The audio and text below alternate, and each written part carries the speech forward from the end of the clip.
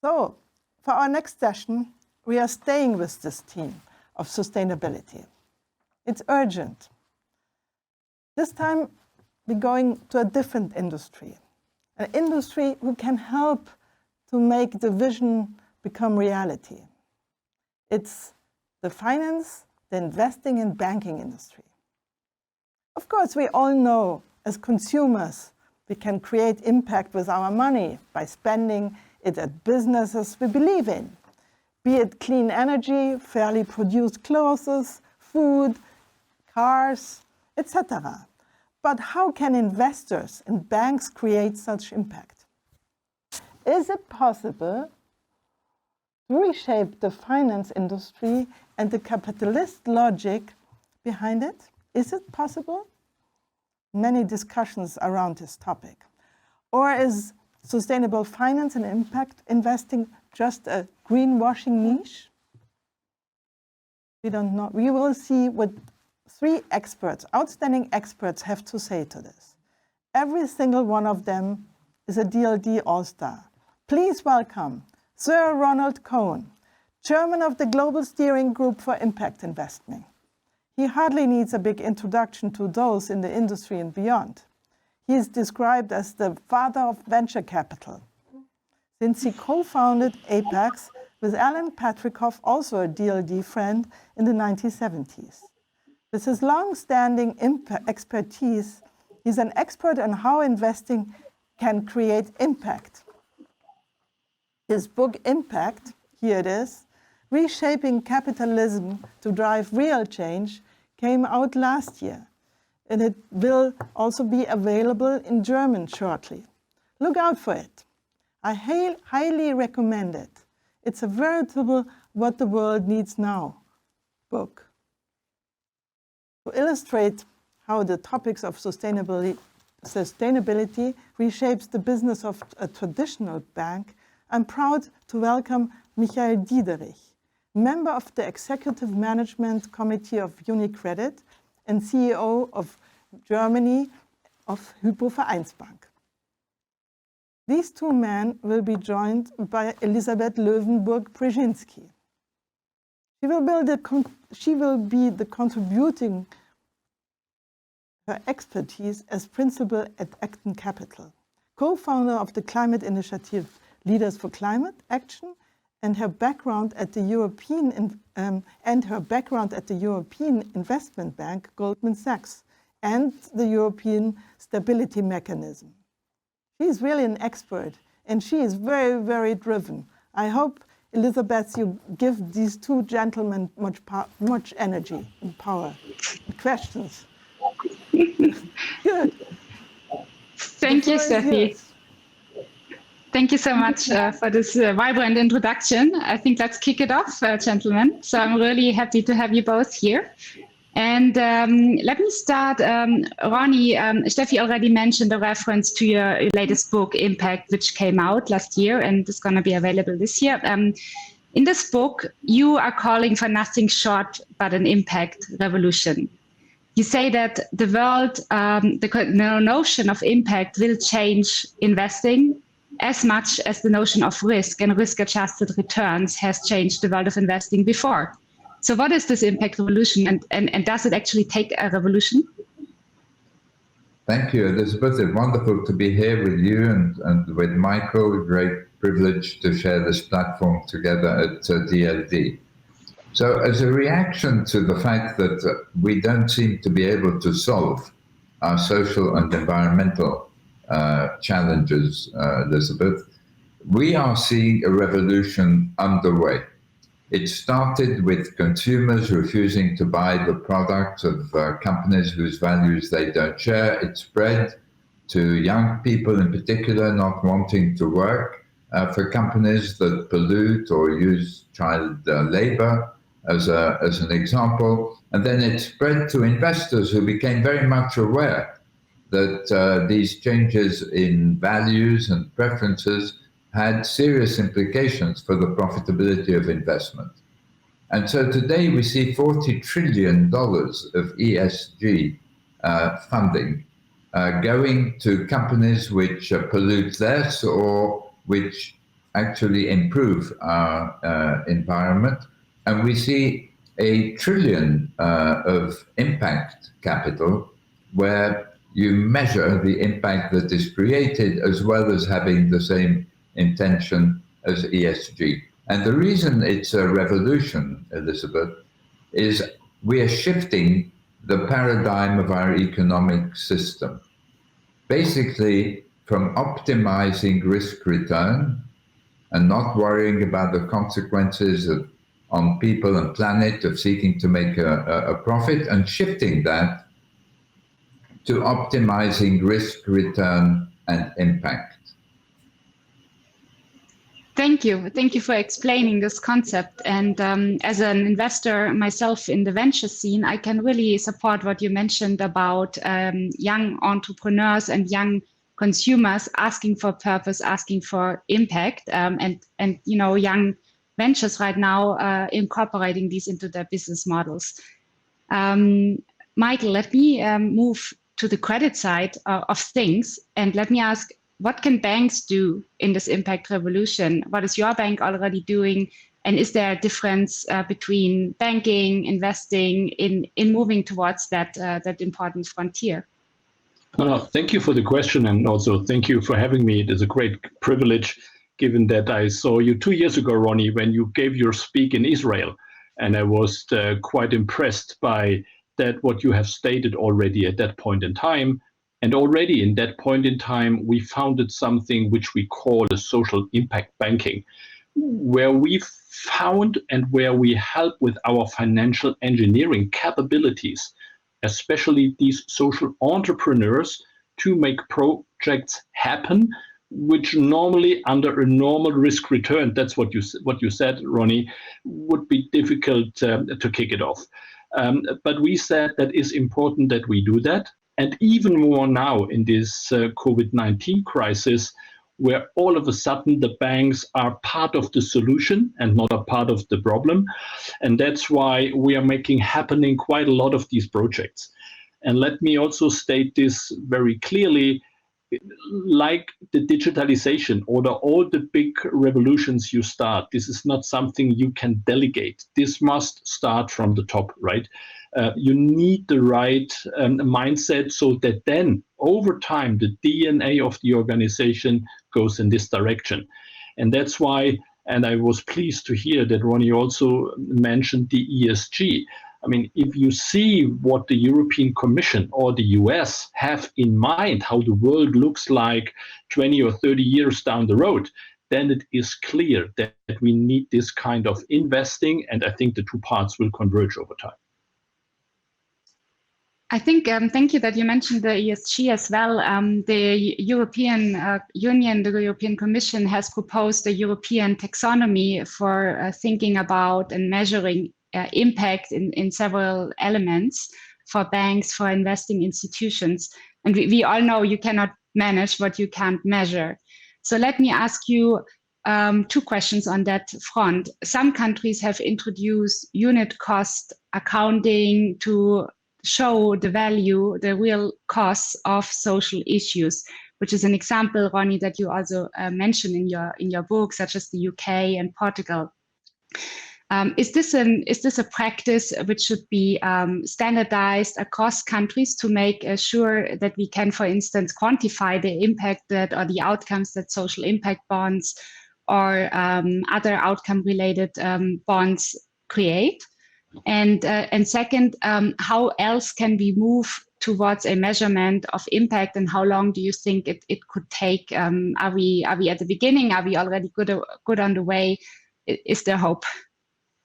So you're asking a very important question, Elisabeth, because actually impact measurement is the catalyst for the shift of paradigm from risk return to risk return impact. Because if you can't measure the impact of companies, the impacts that companies create through their employment, through their operations, through their products, if you can't measure that and turn it into monetary terms and incorporate it in financial accounts, then it's much more difficult for investors and companies to be able to make sensible decisions that enable them to compare impact performance between companies just as we compare profit performance.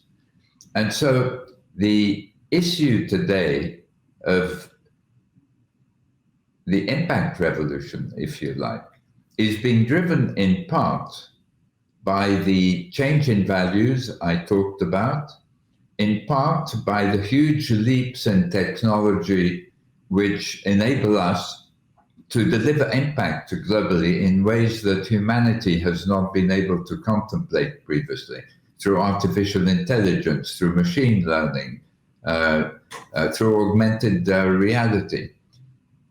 Those are coming together with breakthroughs which enable us to measure the impact of companies. And an effort that I'm proud to chair at Harvard Business School, the Impactweighted Accounts Initiative, is publishing in monetary terms the impacts that companies create through their operations on the environment, through their employment on people, and through their products on people and the environment. And this, as you were saying earlier, requires us to have a standardized basis for publishing the impacts of companies or financial institutions like Michael's. And so we need governments to come in and to mandate the publication of impact-weighted accounts. And the EU effort today is stopping too early. It's focusing on the environmental only, not environmental and social. And it's focusing on reporting, not on financial accounting for impacts. I think it's a very important distinction which you make between reporting and accounting. As an analyst at Goldman in the investment banking, I was used to looking at financial reports and analyzing them. And usually, and now even more, and I think Michael will confirm, there are separate reports on sustainability and impact measures and financial reports. And for financial analysts, still the focus very much lies on the financial reports. So I think it is very crucial to move towards that integrated accounting, but that requires standard setting bodies, international, just as in accounting. It requires rating agencies that would incorporate these measures. I mean, Michael, from your perspective as CEO of a regulated financial institution, big bank, how do you, in what time frame would you foresee such a step becoming integrated in your practical operations? Where do you see, also the German environment on that front? We should not forget, I mean, that is quite a young asset class, right? If we are honest with each other. And I would say these are the typical topics which come up if an asset class is getting more and more momentum, that you then also need going forward the types of measurements and how we can make sure that we keep appropriately traction on that. But what makes me confident is when I heard you, as said 2 years ago in Israel, Ronnie, and where we are only 2 years later, then I would say we are anyway on a very fast and on the right path anyway. I had, for example, last week, a very interesting discussion with a startup which is able to measure the temperature on each and every company. Because for us, at the point going forward, it will be of utmost importance to state of what is the CO2 impact of our credit book, which, by the way, is technically and intellectually not that easy to measure.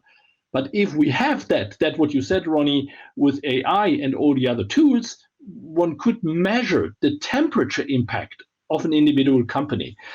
That is one thing. And the other thing is, currently, what worries me a little bit is that the focus is on the very, very big multinational and corporates, where I would assume they will find an angle to tackle this topic. But the broad and wide range of mid-corporates, which do not have tons of resources and people who are working on that, we have to take care that we do not create something which this very important part of the industry is not able to handle and to manage. But I think we are making progress. I'm not sure what you think, Ronnie, but that would be my view on that. No, I totally agree with you, Michael. And I think if one wants to get a peep into the future, you can look at the work at Harvard Business School. We started by publishing, in dollar terms, the environmental impact created by 1,800 public companies across the world, which had made sufficient information available that we had 80% of all the information we needed to measure their environmental footprint. Now, 250 of these companies, it turns out, create more damage in a year than profit. 600 create damage equivalent to a quarter or more of their profit in a year. Together, the 1,800 create $3 trillion worth of damage in a year. And we can already see a correlation between higher levels of pollution within a sector and lower stock market valuations relative to competitors. So in comparison with 2 years ago, Michael, we now can give you the perspective on your lending portfolio. And I totally agree with you that we should not just focus on the biggest companies in the world. We need to have a simplified method, which I think we're capable of doing because of technology today, that is more appropriate for smaller companies, which in any case tend to be less of a challenge because they tend to be single product or a handful of product companies. Yeah. And I think one topic that has been mentioned before on the matter of smaller companies and also young companies in the digital scene is the convergence of impact business and doing business that has good side effects with business that is good business. And sometimes in the social entrepreneurship scene, you get a feeling that those should be two separate things, that there is a social entrepreneurship scene and there is a normal entrepreneurship scene. And I think, Ronnie, in your book, you also talk about the impact unicorn that we should strive for. So is it possible to do good and also good business, or should those be two separate things? So, Elisabeth, I think one of the big things we're going to learn from all this is that given the change in values we've talked about, it is easier to be profitable if you optimize risk return and impact than if you only optimize risk return. Because you find it easier to recruit talent, to recruit customers, to recruit loyal investors. And the companies which are creating harm, on the other hand, have the additional challenge of being regulated or being taxed, So I think optimizing risk return impact is the new business model. And the disruption, and that's why I call it the impact revolution, that this is going to create is going to be as big as the disruption that came from the tech revolution. Companies, financial institutions, and others who don't see the arrival of impact and improve their impact and use it as a way of generating growth and profitability will simply be left behind by new entrants. You can see what Tesla has done with environmental impact to the automobile industry. It has completely transformed, disrupted the automobile industry, and it's built up value today, which is the equivalent of 5 automobile companies put together. If this is the case, then I'm just going back to the idea of banking. If this is the case, then maybe banks soon will not only need a risk department, but also an impact department to measure the risk of the loan book, of strengthening the credit portfolio. We have since quite a while teams on the ground helping companies to rebuild their value chains. Because if you think that through, what Ronnie was saying, then it goes through all the different value chains in all the industries. So that starts by CO2 less bearings for cars till all the other components you would need to build a car. And also for this COVID after world, this could create a huge momentum for economic growth if you rebuild the value chains according to that, what Ronnie was saying. And for that, as you said, Elisabeth, you need a trusted team and advisor in helping you to find out what that means, to go through this transition period. This will not going to happen overnight. So you will need partners who help you in this very important transition period. Absolutely. And maybe I think we have a few more minutes left. One topic I think we are all clear that we are facing systematic and systemic change. And you probably both are familiar also with the work of Professor Mariana Mazzucato and her book Entrepreneurial State, who writes about the crucial role of government and state in making markets and shaping markets. So in your view, what is the single most important topic that governments, let's take the European Union, should do to move us all forward on this way of the risk-return impact? Maybe a question to both of you. So briefly, there's a role for markets and there's a role for government. Markets can bring investor pressure directly to bear on companies to change their behavior. You can see shareholder rebellions at the Procter & Gamble shareholder meeting a month ago because of deforestation, which P&G is creating. Governments have to play an enabling role in protecting investors and making sure that every investor has the same access to this price-sensitive information which impact has become. The markets have already done a huge amount. Now we need governments to act boldly, as they did in the 30s with transparency on profit. And we need governments, and the EU could well be the leader on the globe, to bring transparency through the publication of impact-weighted accounts. No, I fully agree. I think that was my example when I said you can't just delegate that needs to come from the top. So be the European Commission, be the top, just as a synonym. They need to want this and they need to drive that and to set the framework that then the economy goes according to this way. I think that is the thing. I think that's a nice combination also with what the young digital industry is asking. As Steffi mentioned in the beginning, I've co-founded an initiative on climate action in that industry, and we are also calling for exactly this. So wonderful harmony.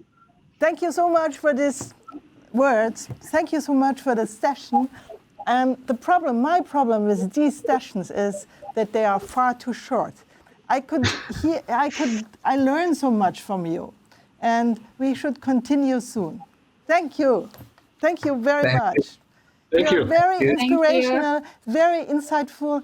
And you know, one of the senses of these conferences is to learn. And thank you for this. You gave us a great experience.